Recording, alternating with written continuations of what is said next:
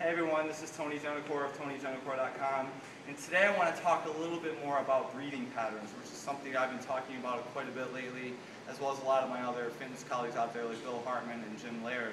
And one of the major resonating themes I came away with this past weekend up in Edmonton during the spinal health and core training seminar that I actually was a part of was breathing patterns. I talked about it a little bit, Dr. Jeff Cubos talked about it a little bit, and it's something that we don't really look into that much as fitness professionals, let alone the general population, how that plays an important role, how our body functions with our posture and performance and whatnot.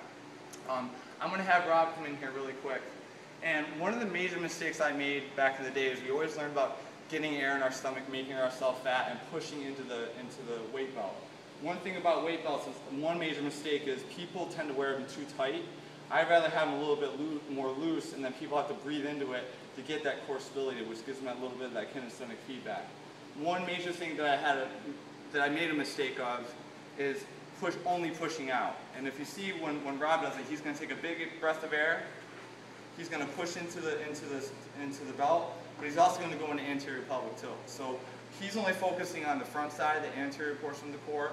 We want to get a little bit more of a 360 expansion. So not only in the front, but in the sides and in the back as well. So this time, when Rob takes his breath, he wants to keep that rib down. A lot of times people tend to be chest breathers and get that rib flare. We want to try to minimize that. We want to breathe into the stomach, but also get a little bit more of lateral expansion and get a little bit more of expansion than that posterior aspect too. So take a deep breath, Rob. So see how he's a little bit of a chest breather? So we're going to try it one more time and try to push out into the belt and let the belt give you that feedback. So you should feel a little bit more pressure into the belt, which is going to provide a lot more core stability.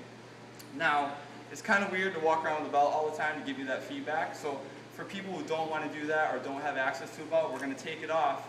And this is something that Dr. Jeff Cubos talked about this past weekend, which I thought was pretty cool. I'm going to have Rob lie on his back.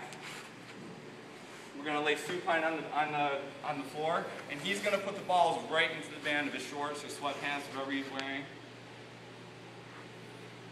Right on the ASIS, right there. And same thing, he's going to lie down nice and flat. We want to keep that rib cage down, and what we're going to do, he's going to breathe out into the anterior portion, into those balls, and right on the lateral aspect, and pushing into the floor as well. And those are just going to give him a little bit of kinesthetic feedback, knowing that he's doing it correctly.